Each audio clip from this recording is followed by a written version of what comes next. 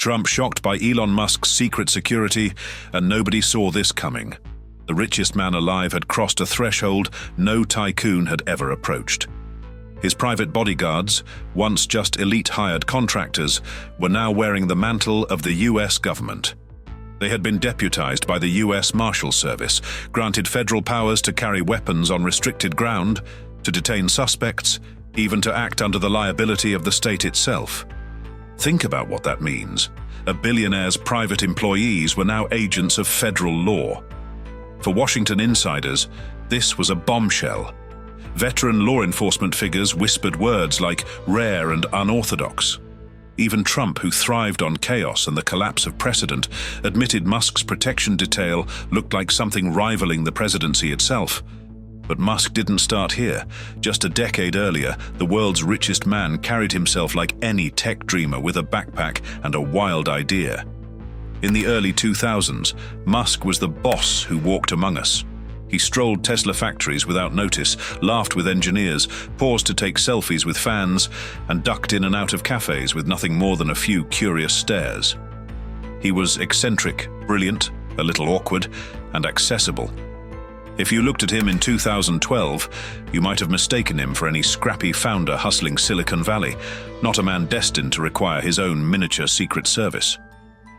Those years feel almost mythic now, an origin story from another life. What followed was meteoric. Tesla exploded in value, SpaceX became a modern NASA, and Musk transformed from eccentric creator to global symbol. As Tesla shares soared into the billions, the man once known for accessibility found himself buried behind tinted windows, armored glass, and security sweeps. His reputation hardened. He became less builder in the open and more living fortress. Freedom, slowly but surely, was replaced by fear. Yet for Elon, fear wasn't just paranoia, it was seeded in real shadows. Around 2014, Tesla's security began noticing unsettling patterns. Strangers loitering near factories, cars trailing Musk's route home, phone calls that escalated from curious to threatening. By 2016, the danger sharpened. In January of that year, Musk's personal protection costs spiked to an alarming $163,000 in a single month. Something had shifted dramatically. Admirers had turned into pursuers. And whether obsessed fans or would-be enemies, the effect was the same. Musk needed armor. That's when he made one of the boldest decisions of his career, not about rockets or cars, but survival. He founded Foundation Security in 2016, a private firm registered in California that became his personal Pentagon. While other billionaires outsourced to existing firms, Musk wanted complete control. Foundation Security wasn't just a contract on paper, it became the headquarters of his private shield. It funneled millions in payments to renowned outfits like Gavin DeBecker and Associates, famous for safeguarding Bezos, Cher, and Hollywood royalty from stalkers and death threats. But Musk added his own twist. Foundation gave him absolute authority over who watched his back. Insiders didn't call this corporate security. They had another description, a miniature secret service. But with one crucial difference, it didn't answer to the Constitution. It answered to Elon Musk alone. Foundation Security was unlike anything Silicon Valley had ever seen. It didn't just hire bulky former athletes to check doors. It recruited ex-military operators, cyber warfare specialists, intelligence officers trained in counter-espionage, and trauma medics who could keep Musk alive on the spot if bullets ever started flying. Their mission wasn't merely to guard a billionaire. They treated him like a political leader under constant threat.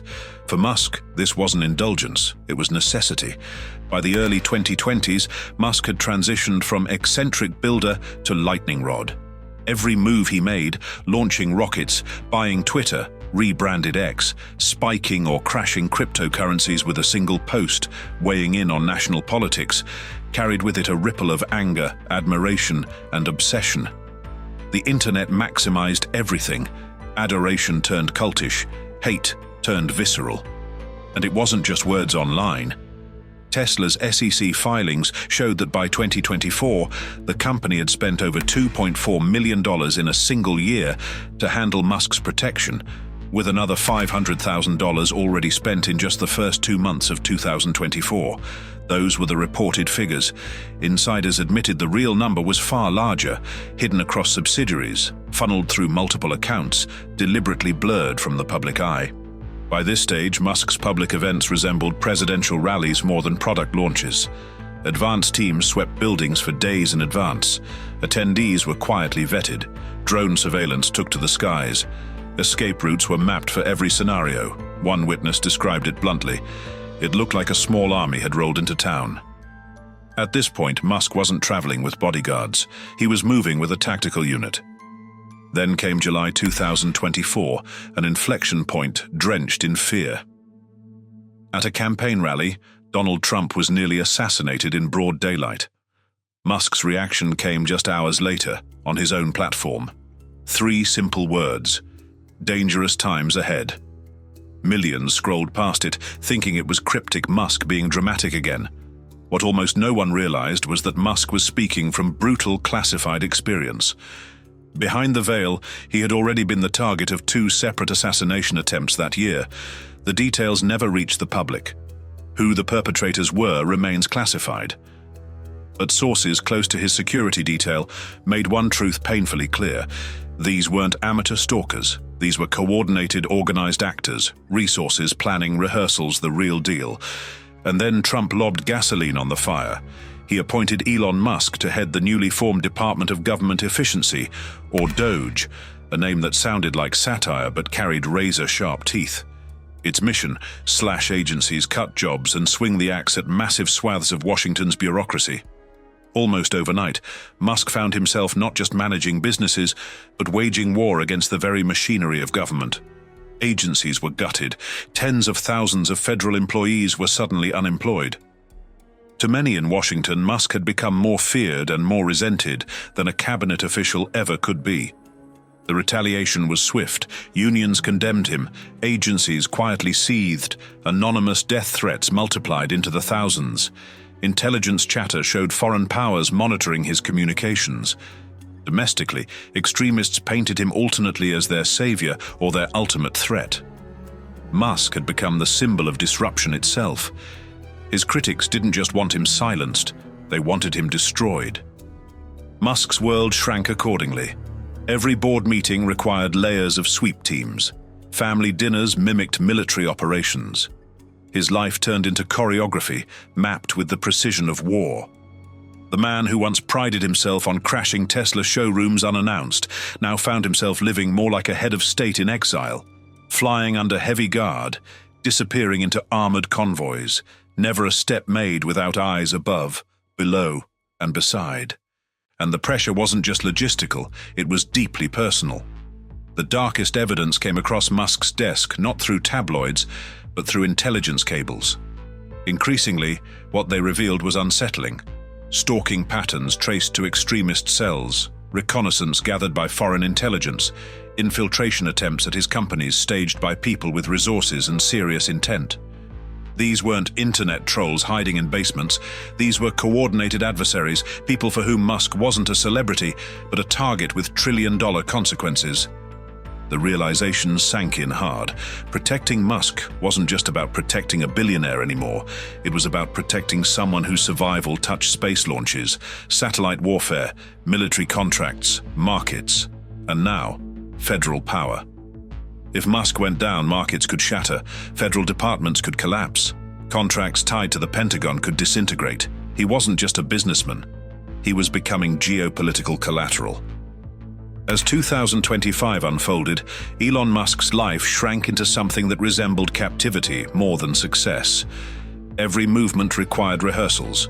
Every dinner resembled a military drill.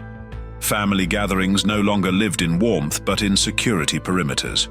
Board meetings at Tesla or SpaceX required layered access, metal scanners, and sometimes air support. Musk's once famed spontaneity was gone. The man who wandered through factories cracking jokes now moved in invisible cages of security choreography. The innovator who thrived on interaction became increasingly isolated, protected from almost everyone, including the very employees whose lives he once shared freely.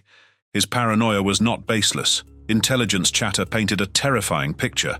Extremists on encrypted forums plotting reconnaissance, foreign intelligence services tracking his flights with military precision, organized criminals probing his compounds as if testing weak spots in a castle wall.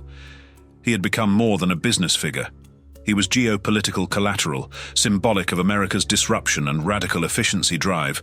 His likeness appeared alternately on propaganda posters abroad and on conspiracy memes at home. Musk was no longer one man. He was a narrative, contested from all angles. That point was underscored by an unexpected call. Nayib Bukele, president of El Salvador, a man famous for filling prisons with over 100,000 gang members in a brutal crackdown, reached out personally. His message, recounted by Musk later at CPAC, "I'm worried about your safety." When a leader nicknamed the world's first millennial dictator, known for militarizing democracy, warns you of danger, the gravity needs no translation.